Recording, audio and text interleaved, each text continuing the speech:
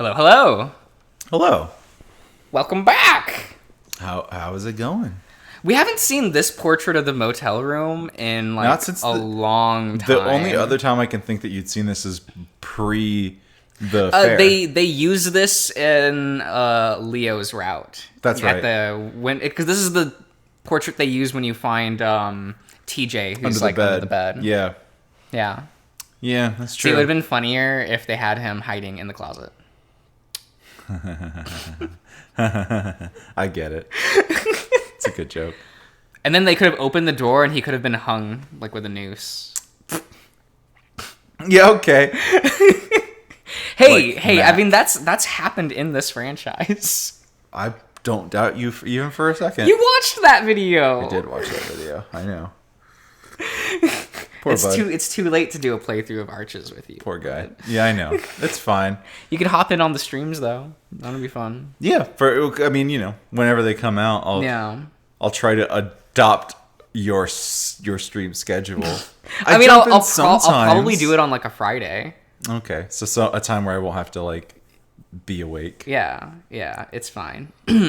My eyes flutter open, and I'm greeted by sunlight pouring through the thin curtains. At first, I'm a little confused until I realize I'm not in the same bed I'd been in the rest of the trip. Terrible. It takes me a minute to get comfortable, to get control of my limbs again, and then I turn my head to the side and I see Jenna sound asleep beside me. Scandal. Right? What if TJ sees? It's so funny that they skip over like those straight sex scenes. Well, I doubt they had sex in the motel With TJ in the bed next to them? Yeah, I mean, that seems rude. I wouldn't put it past Jenna. Chase. No, Chase is that brazen. He fucks Flynn on the floor with a bunch of other people around. Yeah. He'd probably try to be sneaky and be like, yo, let's get it. And she'd be like, yeah, sure. And then they just try to be quiet with TJ in the room. But that probably didn't happen. But I guess we'll find out. And hey, that didn't. There was definitely no sex in the route that I did. Yeah. Yeah, because it was a choice. Instead, you sit down next to TJ. You have a wonderful conversation. All that. Right? Lovely. Yeah. The way the sunshine is shining through her blonde fur is just perfect. It's such a contrast to the dream from last night.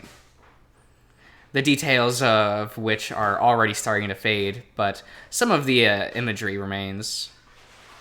The van, the albino getting hit, the tarantulas in the back, the tall figure that was watching on the hill. Hi, Flynn. It hurts to think about. I reach out a paw, gingerly stroke Jenna's shoulder. Terrible. Seeing as TJ's out of the room, I scoop myself up behind her to ample spooning position. To the optimal spooning position. Optimal. Where's TJ? Is he taking a shower already? Yeah. Boy's always taking a shower. Fortunately, thanks to the dream, I've woken without morning wood for a change. The moment I touch her, though, she rolls around, nuzzling her muzzle into the nape of my neck. Her whiskers tickle at my chin, and I have to make a concerted effort not to start giggling. She must not be asleep as I thought, because she makes a contented noise as I run my paw down her hip. She takes hold of my paw and hers and leans forward to kiss me. Not mouth open or anything gross and morning beauty like that, but enough to make my heart flutter. Her eyes open a crack and she smiles as she sees me looking back at her. Hey. I peck her on the nose and can hear her tail thwap. Yeah, beneath the covers happily. Happy dog. That's kind of cute. You look beautiful. You smell musky. You're stinky. You need a shower. Truly. She inquires, inquires. Yeah. Back, stretching her arms above her and yawning. Yeah? She squints at me for a moment. You have sleep crust in your eyes. Bless her. I blink. Well, I just woke up. That's probably why. I rub my eyes quickly. She lets out a little laugh. You sleep okay? Amazingly. I debate just saying yeah and leave it at that, but last night's dream felt so particularly bizarre. It'd feel wrong not to mention. I shrug. More weird dreams.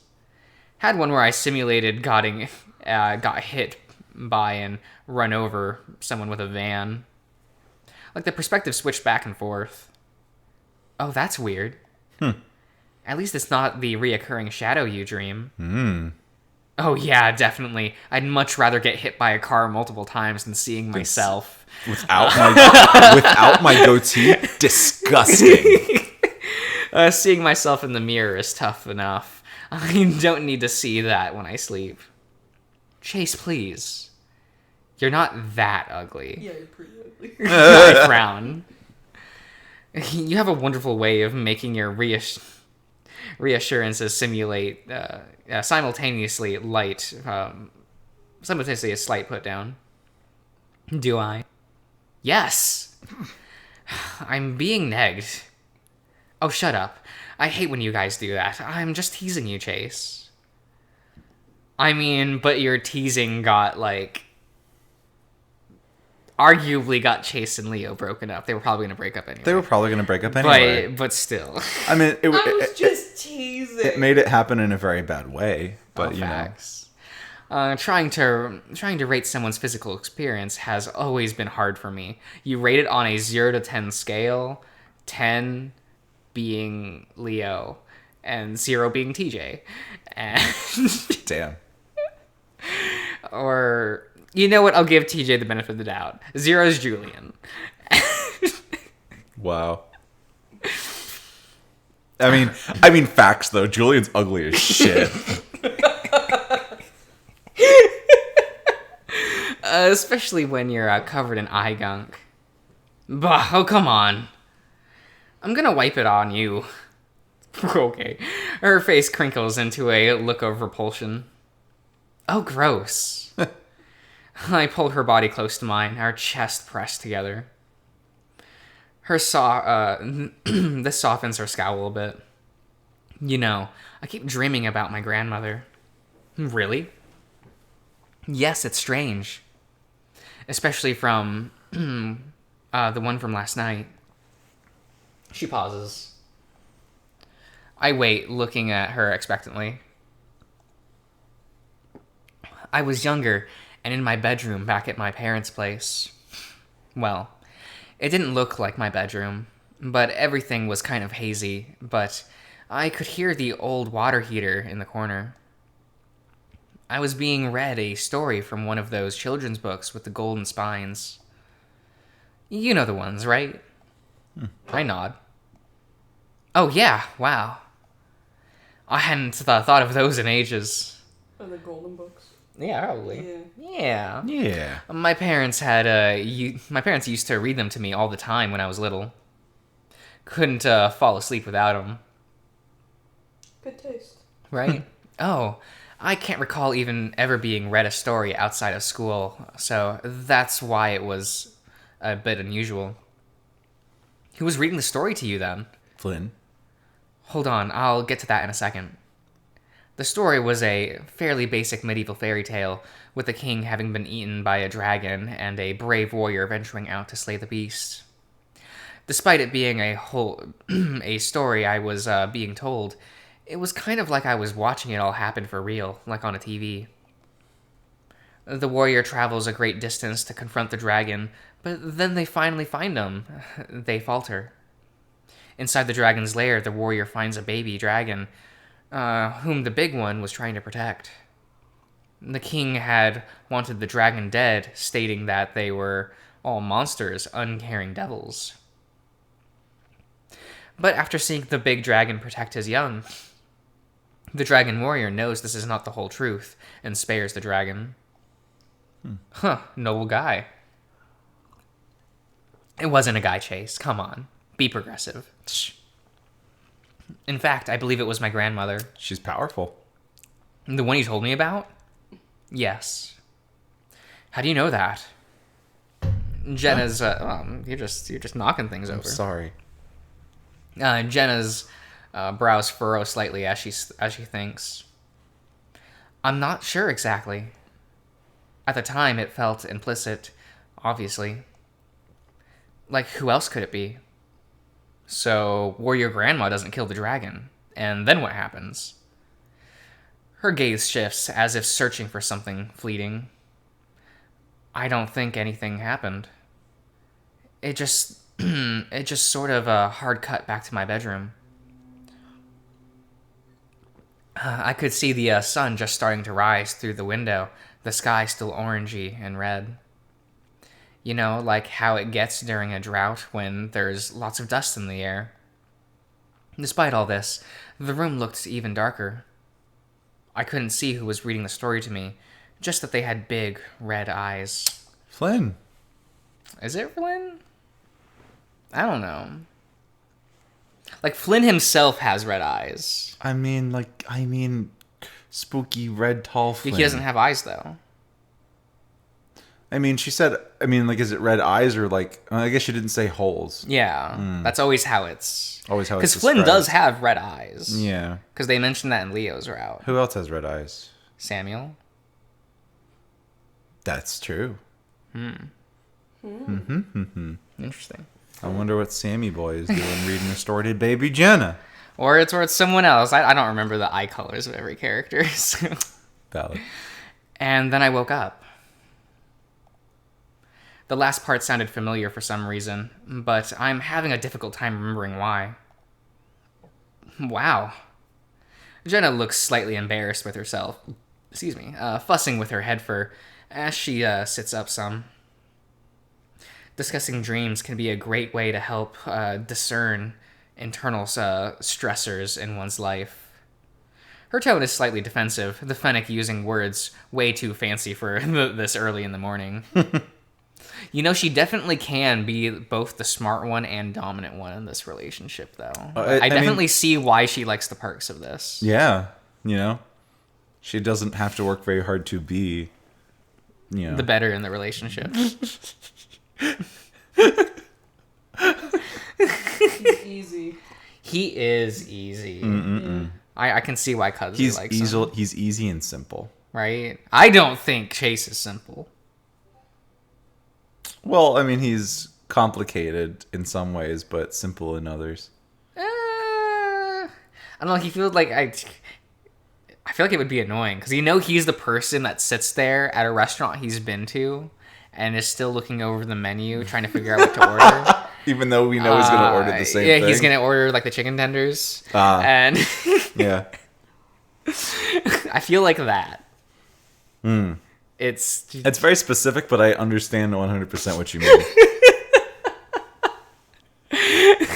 And I know that everyone else feels that way because I've seen little comic strips of people there was one cute one that I saw where it was Chase and Kudzu going to dinner with friends, and they're like, Kudzu, I think your boyfriend is broken. And Kudzu looks over and it's Chase looking at the menu I don't know what to order. And he's like, no, that's just him. Oh no, that's just him. He's Naturally. Fine. He's fine. And I'm like, oh no, that's cute. Mainly because of Kudzu. But naturally. The problem is, dreams are often deeply personal abstractions that... She stops, frowning to herself some, and then glances at the clock on the nightstand. It's probably gonna be our turn to on search duty here in a bit. That information we got from Micah is really helpful, if true. Here's hoping he pulls through with his investigation. Yeah, to be honest, I was kind of a lot happier in thinking Carl just went on a bender and got lost somewhere. He still might have, judging by how you said Micah described him acting. At least now we know the general direction to look. It's been 2 days? He left on like Tuesday night.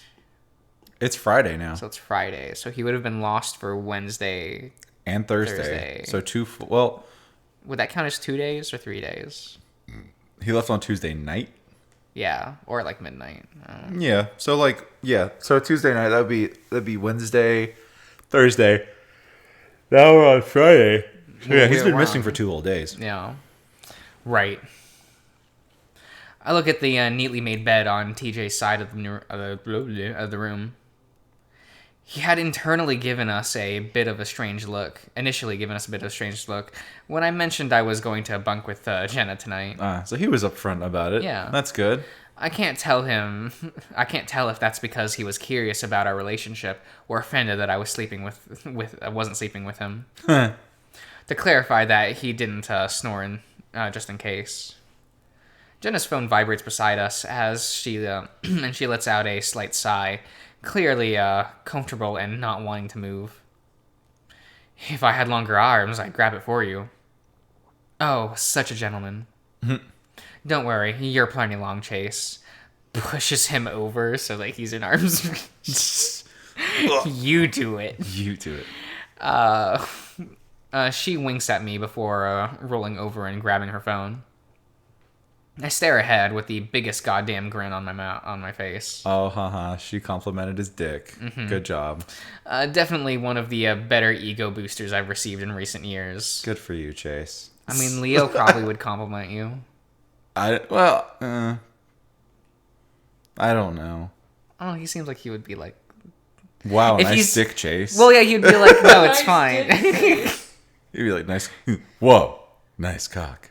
Yeah, and then like Thick, but not Flynn too would flaccid. say the same thing, but say it in like a worse way, I guess, so that you know that he's sarcastic. You know, that's probably the relationship. I suppose. Probably. I don't know. Like, you know, I mean, I don't know if Leo would really. I don't know. Leo doesn't seem like, you know. He probably doesn't care. Probably not. I can't imagine him commenting on it. Period. Other than like. Maybe the very first time that they like had sex, but then it's just like, you know, it just becomes the usual, I guess, after that. Whoa. Which, I mean, you know, Nice cock. he likes Chase enough. I mean, he's emotionally invested in Chase and loves him and still wants to be with him and have sex with him. Yeah. But then he probably likes the dick well enough too. Yeah. You know, either way, it's all good. Why are we having this conversation? Because it's an excuse it's to talk about important. Leo and Jenna's route. It's important to discuss the motivations of these characters. Hey, at least I didn't make up a bullshit explanation like Darian just did. Wow! What do you mean a bullshit explanation? Oh, damn. Fuck you. Right up there with when the hipster barista girl at the downtown coffee shop told me I had foreign rock star vibes. Yeah, that would be a pretty. That would feel pretty good. No, I would be confused and offended. I would say thank you and walk off happily. I'd be confused because I'm like, you are not comparing me to a fucking K-pop star of all fucking things. I will murder you in your sleep. Look, it says foreign rock star, not like a pop star. And those are the same thing to some people. I suppose so, but you know, you wouldn't want to be like, are you in BTS? I don't even know what an MBTS is.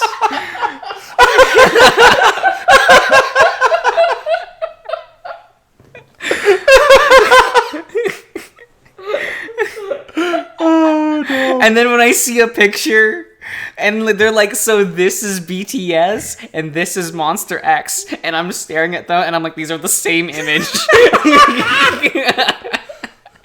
Oh, are you in Girls' Generation? Now there's a group. That's That's a group.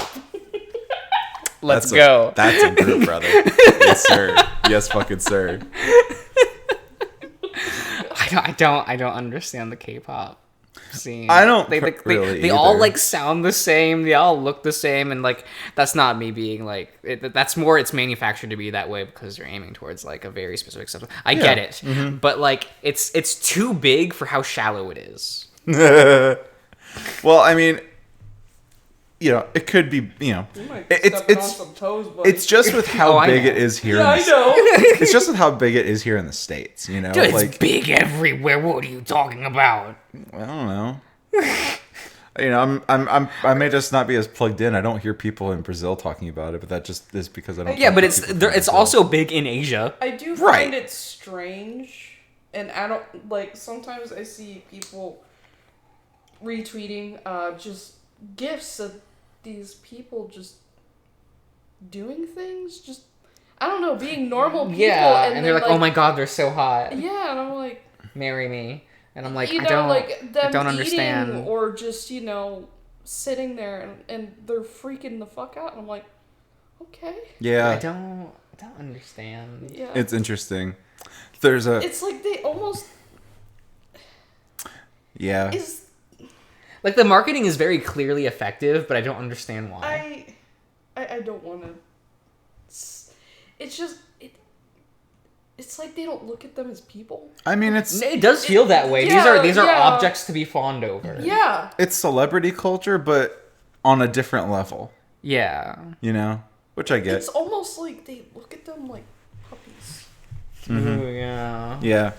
So there's this really good show that came on a while ago. So it's a K-drama. Mm-hmm. It's called Shut Up and Let's Go. About this. Isn't that like an old one? It's a bit older, yeah. Isn't that like a decade old? Yeah, it's pretty damn old. But Why'd you say a new show? I didn't say new. Oh, I okay. thought you were going to talk about Squid Game or something. No. Yeah, some like casual bullshit like that. I mean, it was good though.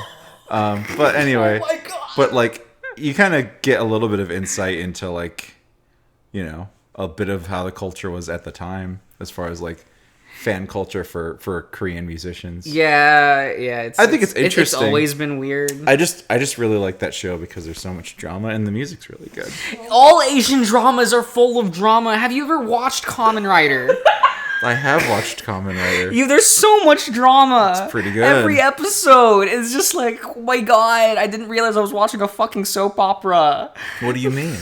And then there's the installment of Kamen Rider that's just Twilight, but with suit actors punching each other in the face, Good which one. is better than Twilight. It does. It's really good. And doesn't it have one multiple parallel times? Yeah, it's Twilight, but in two different timelines. Yeah, at the same time. run concurrently. Yeah, It's like half the show takes place in modern day and half the show takes place in the 80s, I I can't think. remember what that one's called. Is it? It's Kiva. Kiva. Yeah. that's what it was. Yeah, He does have like the coolest rider kick though. I do like it. It's pretty good.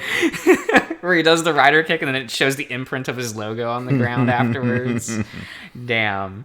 I don't know. It's pretty good. I'm always a big fan of Fize's rider kick. Fize. Where like Fize is just he cool. teleports through the person. Oh, damn.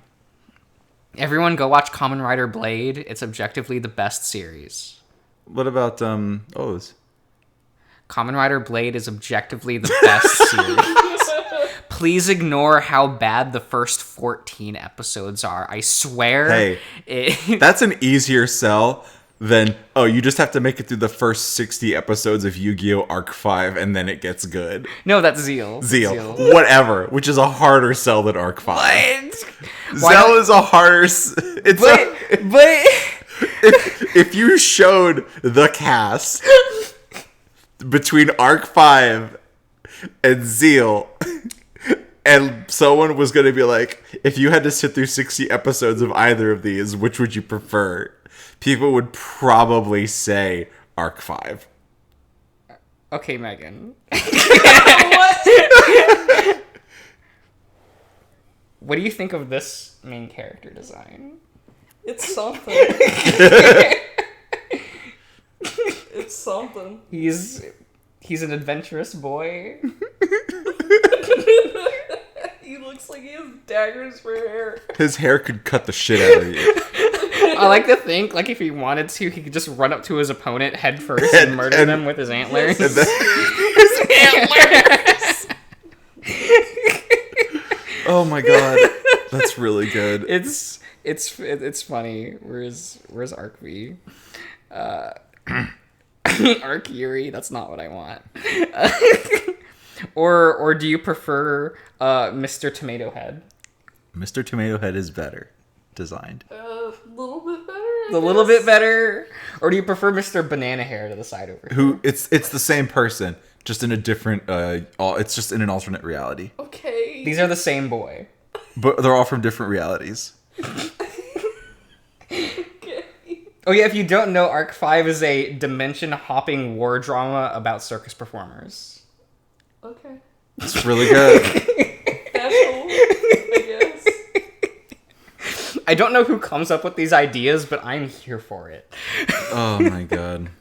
Oh, whatever that Finally means. some good fucking food. Right. She taps away at her phone for a moment before looking over at me.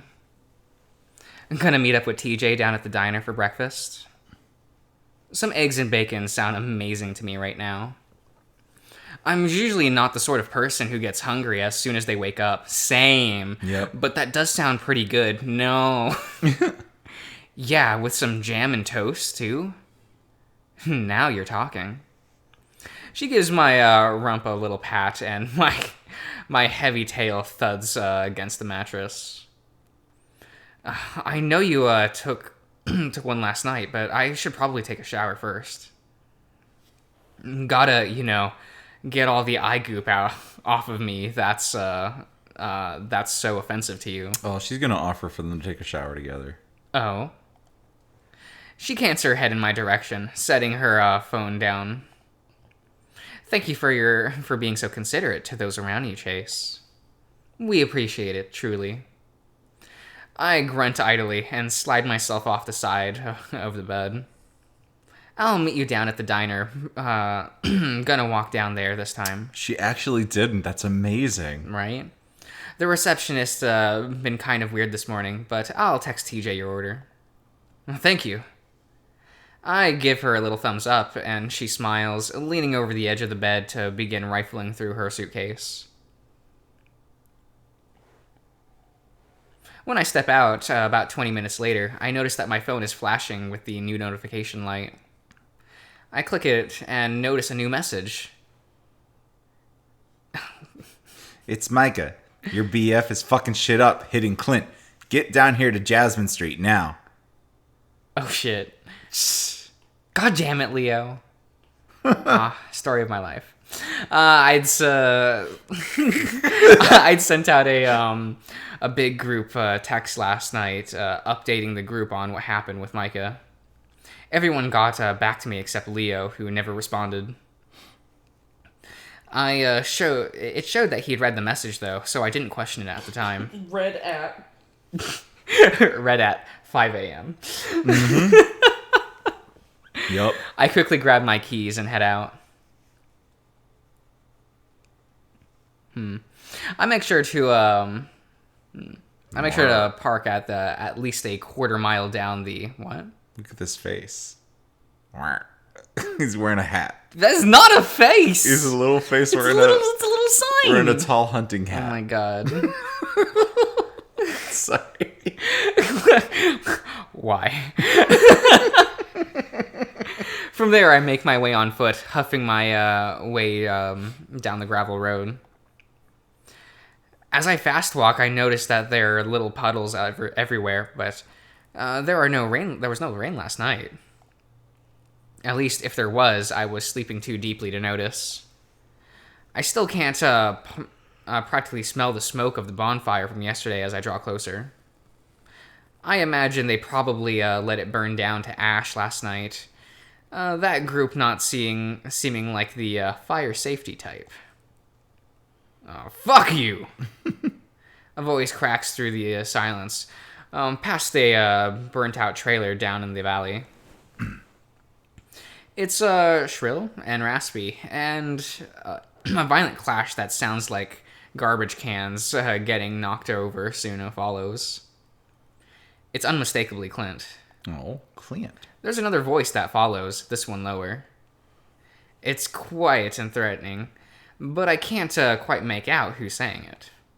Something about making Clint's life hell. There's an accent to the way the R's are being rolled, and I realize quickly it's Leo.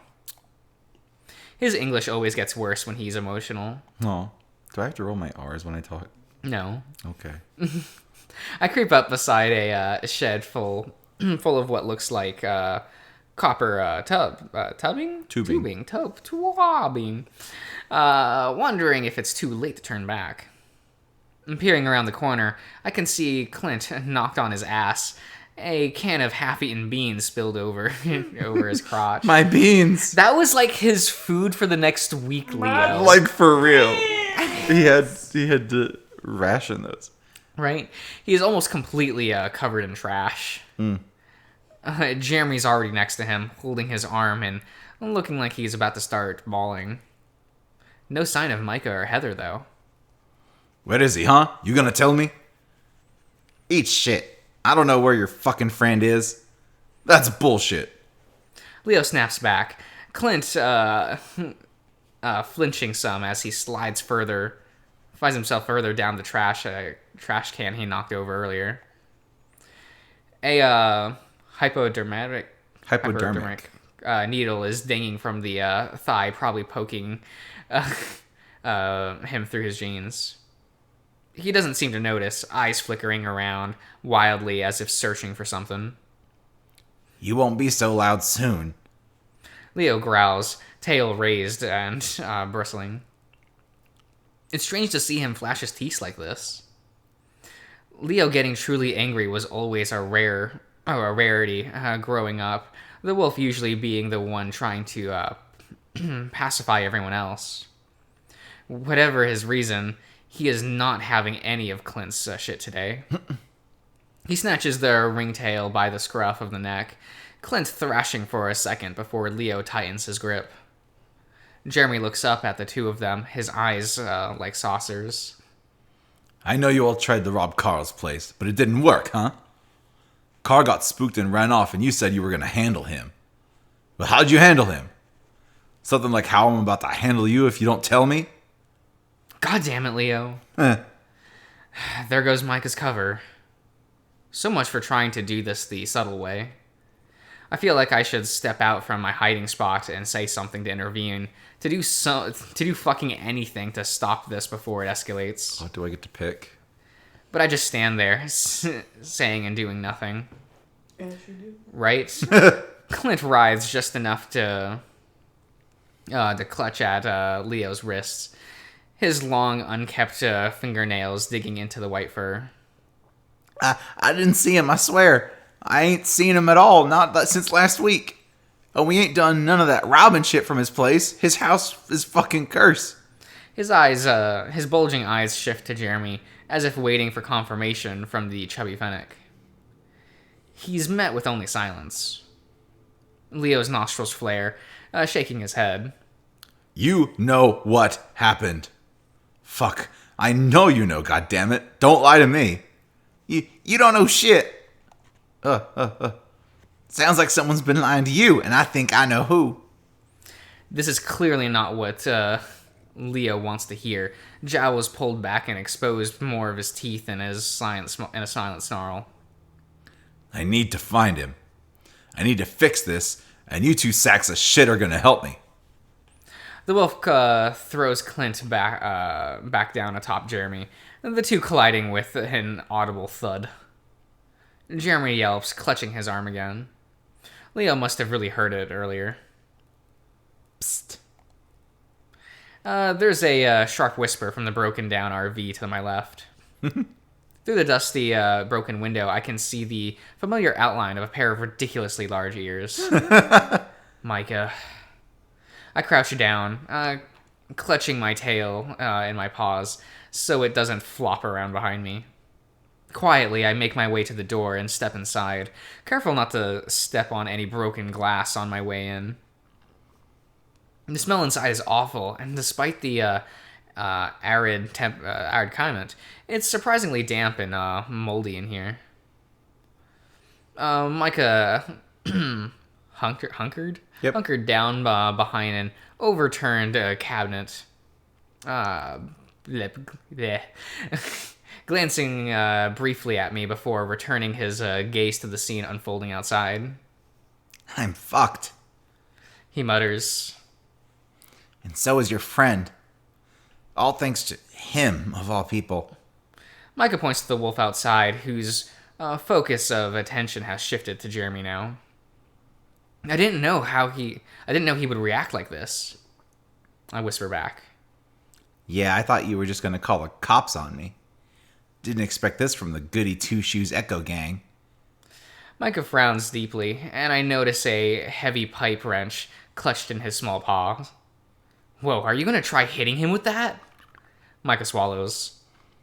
He was asking about me by name earlier. Jeremy said he hadn't seen me, then Leah punched him in the arm so hard he hit the dirt. This is, just in case. You better not have fucking hurt him, you fat fuck. Another cry of pain. I think Leo hit him again, but it's hard to tell, though, from my spot at the window. The bat's gaze shifts back over to me. What the fuck are you still doing here? Go out there and stop him, you dumb shit. You expect Chase to do anything? Micah whispers harshly, his raspy voice intense. Oh. Right, but... But what? I sigh, rubbing my palm over my face. We need to find Carl, but this isn't any way to go about doing it. Nothing, I'll do it. Good. You're a schizo, but I never really took you as the sort to be down with torture and shit. Part of me is kind of happy to see Clint get his ass kicked in, though. Oh yeah, fucker deserves a deck to the jaw every now and then, but I've counted 3. A flicker of a nervous laugh crosses the bat's face. Yeah, not cool. Thanks. He says that last bit so quiet I almost miss it.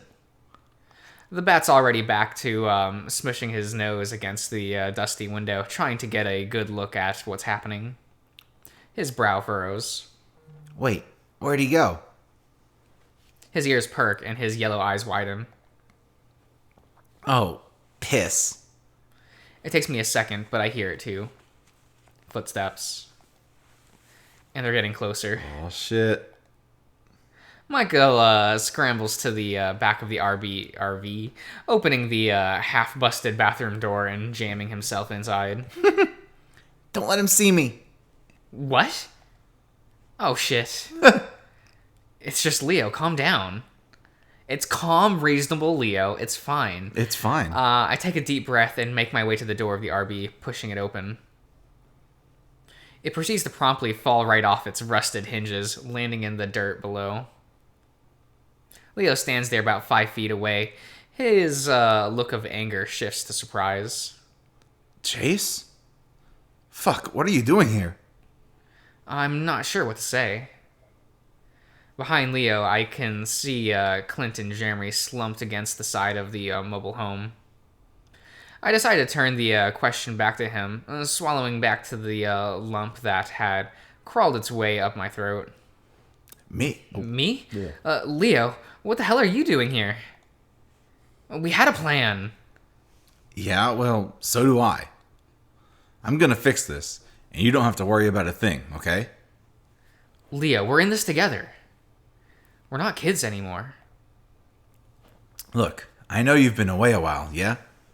But these guys? He points back to Jeremy and Clint. They just hurt people. Always have. That's all they do. Just a bunch of gay-bashing speed freaks. And now they've crossed the line. Leo steps up, placing his large paw on my shoulder. I flinch. He notices, then a hurt expression crosses his muzzle as he draws back. Oh, I'm gonna fix this, Chase. Trust me, please. Leo, I don't know. This is kind of fucked. You're just gonna get yourself into more trouble, and I don't want that. Look, it's just like we talked about last night. Everything's gonna be okay. Wait, what? Leo, you and I didn't talk last night. I haven't seen or spoken to you since Wednesday. Leo just stares at me, visibly confused. He looks down at his feet, then back up again. No? I was watching Carl's place and you came over. I told you about this and the need for action here, and you agreed with me. I blink at him. After the conversation with Micah, I went straight to bed. I definitely didn't go all the way back to Carl's. It was probably just a dream or something. Don't think so. He sucks his tongue for a few seconds before speaking again. Have you seen Micah? Gotta ask him a few questions. Oh, no. I lie. Ugh. I'll track him down. Canine powers and what have you. He gesticulates with a loose swirl of his paw before letting it all fall limply back to his side. Hopefully Micah took a shower recently. He didn't. Does anyone in this world besides TJ? Facts. Might do that thing where we ask him a few questions one at a time and make sure their answers match up. I read about something like that in a spy novel once. And if they don't? Leo looks at me as if he wasn't expecting me to ask that question. Well, let's hope they do, yeah? For their own good. He nods sagely, seemingly trying to ignore the fact that I'm staring at him like he's missing a few bolts. When I don't say anything, he just sighs, turning his head back in the direction of Clint and Jeremy. Alright, you should head back to the motel and text the rest of the gang. I'll keep you updated. And if you see the... As Leo rounds the side of one of the nearby sheds, something large, brown, and hairy juts forth from the and strikes him in the waist. He recoils, staggering to his knees with a gasp. Just as he looks to see what hit him, a second blow strikes him square in the muzzle. I see his whole head rattle, his face contorted in pain as he falls flat on his ass, trying to scoot away from the source of the assault. Oh, fuck! Leo! I run up to help him, just as a huge bear emerges from around the shed. Oh, shit. Leo's a big guy, but this man is nearly a foot taller than even him. Scab's coat, his matted fur, and a rank smell of stale beer and musk wasps from him like cheap perfume. There's something horrible about him, and not just his acrid odor or lesion-dotted visage. Visage. His eyes are empty. Ooh, you been got. Empty not in the physical way, but there is something about his appearance that can't be quite put into words. Or he's just completely detached all the time. Yeah, I think it's that. Mm-hmm. I mean, he seemed pretty detached after... Yeah, for sure. A combination of factors that make him look like he just walked straight out of a nightmare. Brian, you're here. Shut up, man. Brian. God, this is fucking Brian? No wonder Micah wanted to try the subtle approach. What the hell? Brian chuckles down at Leo, and the first thing I'm struck by now is how high-pitched his voice is. It's like the strange combination of a Valley Girl lisp mixed with a hint of helium. What you doing, boy? What you... Leo kicks, he kicks at Leo's legs, the wolf grunting in pain. Doing? He smiles, pleased with himself and his little ambush. You know this is my turf, right? You hurting my boys wasn't a kind thing. Where's Carl? Leo shouts, covered in dirt, as he scoots back along the ground. Brian continues to approach him with the same smile, several of his teeth missing and half rotted to kettle corn like husks. He seems to ignore Leo's question, grabbing at the wolf's pant leg while Leo kicks fruitlessly at him. I gotta do something. Brian hasn't seen me yet. For some reason, the first thing that flashes through my mind is, what would Jenna do? Next thing I know, I'm walking toward both of them. I see Jeremy in the distance, his eyes going wide. He mouths one word. Don't. Hey! Stop it right now! The bear stops what he's doing, looking at me with an indiscernible expression. Oh god, he's huge. Your behavior is getting real inappropriate. Well, fuck me. It's you. Why is the background doing this? Duke was right. You've been skulking around here these past weeks, haven't you? Leo growls, taking advantage of the distracted Brian by kicking square in the nads as hard as he can. At least that's where it looks like he was aiming. Instead, it hits his thigh and the bear stumbles back with a pained squeal. It's enough to give Leo some time to get back on his feet. I grab my keys from my pocket. My car's still parked a hell of a long ways away. I have no idea where Leo parked his van, or if he even drove in the first place. Come on, Leo, let's go! No. He balls his paws into a fist. He knows where Carl is. This is our only goddamn chance, Chase. Get out of here. Get safe. I blanch as he begins rushing the bear and dropping his shoulders for a football tackle. There's no way in hell Leo could take on this guy. God damn it, Leo. The impact is hard. Two heavy bodies collide with an audible smack. The two topple down upon a wooden pallet covered in loose metal pipes. Brian squeals again, thrashing like a spider that's been splits with bug spray. The bear scratches at Leo, but Leo hits him hard in the face. Again and again, pummeling the previously grinning mug into a twisted vestige of agony.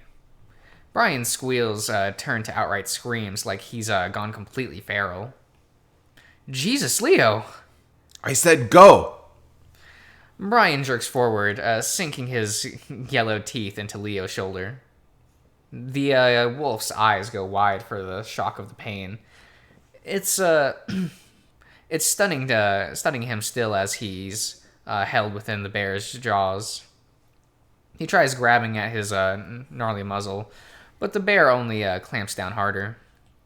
I can see his nostrils dilating as his acrid breath puffs out his quick, enraged bursts. No! I've never won a fight in my goddamn life, but again, I had to do something. I run up and aim to kick Brian square in the head, anything to help him off of Leo. It's a glancing blow, but it's enough. I see his jaw unclench. Just as my foot catches and I trip over both of them, splaying chest first into the dirt. God damn it, Chase. You're so useless. Oh, we got there.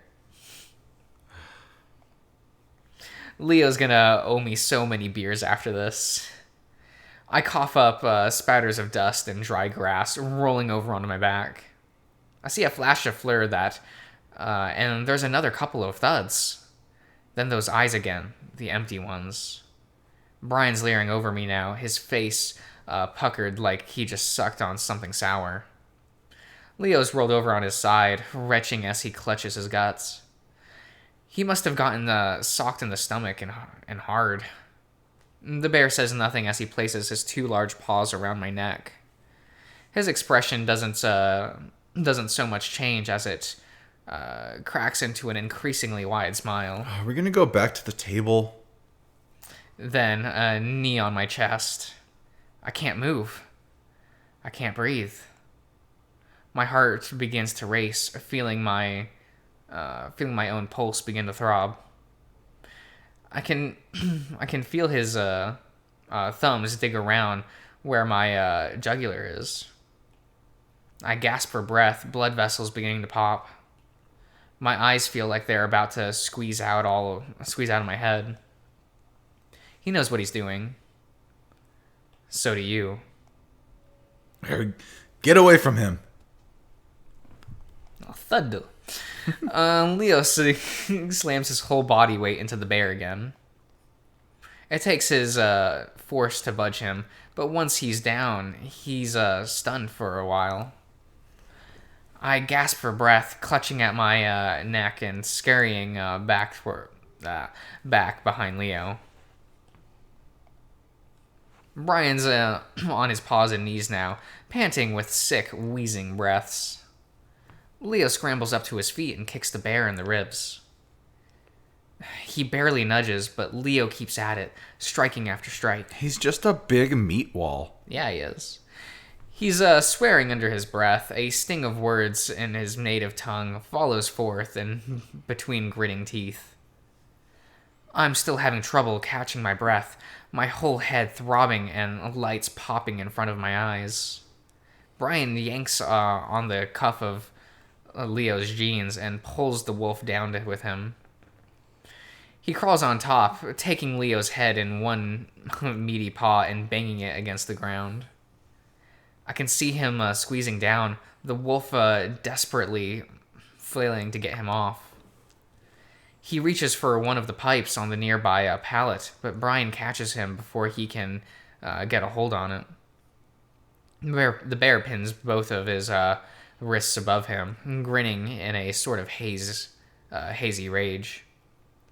I run up, trying to push him away, but it's like trying to move a boulder. A single elbow strike and I go flying. It feels like I just got hit by a goddamn car. I hear Leo scream in pain, followed by a short, gurgling noise. Oh, does he die? I've never heard Leo sound like this in my life. It's horrible. Get off! Another cry. I gotta do something. Maybe I will. As I push myself up to my elbows, my head starts to spin. The throbbing in my skull intensifies. I can finally see what's happening. Brian still got Leo pinned on the ground. He has his knees on his chest and is pressing down with all his weight. The wolf heaves, trying to free his hands to no avail. A more primal look crosses his eyes. His tongue curls down into the dirt and his paws bailing into fists. Brian leans down for a moment to grin at him while Leo snaps. His white fangs sink down into the brown muzzle of the bear. He's biting hard, and I can practically see the cartilage tearing. It catches me off guard enough to let Leo get his paw free again, which is promptly uses to pummel the bear's noggin. Each punch is a short, knuckle-heavy blow, not letting Brian get the opportunity to recover. The upper hand lasts only a couple of seconds, however, as the bear swings his fist blindly and connects right at Leo's temple. Another strike at the edge of his shirt, and Brian tears it away like it's paper. His eyes shut, and he crumples back in a manner that I'm sure means he's unconscious.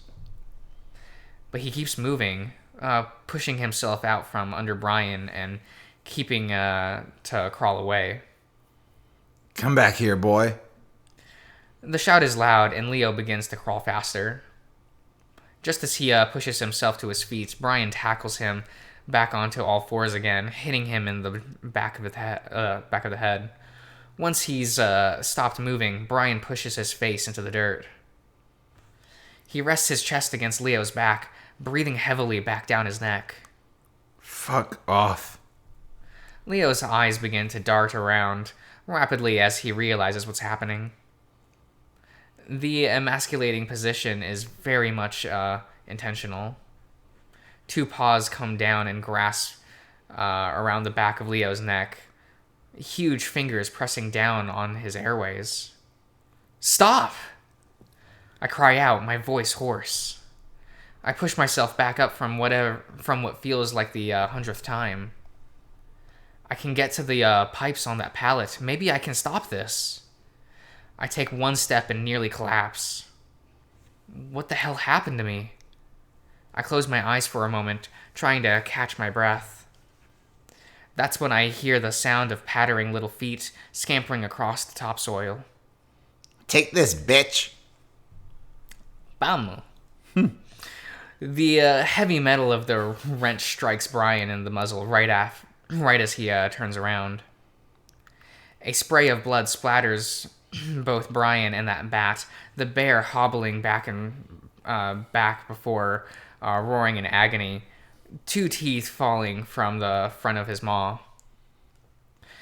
His whole back quakes with rage. Micah, what are you doing? Micah's chest rises and falls in rapid succession. It's apparent. His flight or flight response are kicking in. Oh, fuck. Oh, fuck. As Brian turns to face him, his eyes wild, it looks like the ladder has taken hold. The bat fucking bolts, sprinting as fast as he can towards the exit of the trailer park and into the desert scrub beyond. Astonishingly, Brian is right behind him. He's way too fast for someone his size, and he screams like a banshee as he runs. There's a moment where Micah stumbles, and I'm sure that the bear is going to catch him, but he just dodges out of the way and keeps going. They run and run until I can't see them anymore, and an eerie silence falls upon the trailer park. I head over to Leo, taking him by the shoulder. The fur around his jowls is matted with dry blood, and his tail hangs between his legs, completely still. Leo, are you okay? Fuck. It's all he can say as he clutches his head. I agree with that sentiment. So close. Not really, man. I'm about to say something else when I feel the Wild's Wolf arms embrace me. Sorry. The sensitive moment catches me off guard after the brutality, which was just on display. Instead of embracing him in return, I'm left feeling uneasy. Sorry? Why are you sorry? He doesn't immediately respond, seeming to ignore the question. You okay? Oh, yeah. It's okay. Oh, just dizzy. My neck's swollen, and it still kind of hurts to talk and swallow. He pulls back a little and looks to the horizon. Everything's red for me now. Huh? Leo doesn't respond, and I pull back to look at his face. He seems kind of distant, probably concussed. I glance back to where Jeremy and Clint were and notice they're gone. No trace of them to be seen. I think for a moment that I can see the familiar white fur of Micah's head and shoulders in the distance, but he's well out of sight by now. God damn it, Micah saved you. You know that? You saved me? I blink, furrowing my brow some. No, that was Micah, the short bat guy. I hope he's gonna be okay. He's fast and wily. He should be fine, especially once Brian's adrenaline wears off. Thanks, Chula. I love you. I'm struck by the gentleness of his statement. His tone genuine if dazed. The frayed mess of nerves that I am right now, hearing that soothes me just a little bit. Sure, Leo. I love you too. Let's get back to the motel. I look down to the tattered remains of Leo's shirt as we stand up together. Christ, this wasn't productive at all, was it? We limp our way back to my sedan, and after helping Leo into the back seat, we make our way back to the motel. Damn, that was exciting. Wasn't it? It's always exciting when Brian shows up. He just shows up and things get lit. Yeah. I mean, that's fact. Damu, man. I mean, obviously my favorite scene with Brian is like the mine. Yeah. I mean, it's pretty cool. So, for sure. Yeah. But I also do like the table scene. It's intense. It's pretty crazy. You're just there with your best friend Brian watching TV. It's a good time. Sure. That's one way to look. Making the best out of that situation. Good times. Noodle salad. You're darn right. Like the sequence where Brian talks about why there's a mirror on the ceiling. Yeah. I love that fucking scene. It's pretty good. It's so good. He's fucking psychotic though. You're just like, I feel like I know Brian more from this 2-sentence interaction than anything they could have possibly shown me. Yeah, for sure. It's It's what they call good storytelling, huh? Right. I think we'll end the part here. I think so. Yeah, we'll see you around, everyone.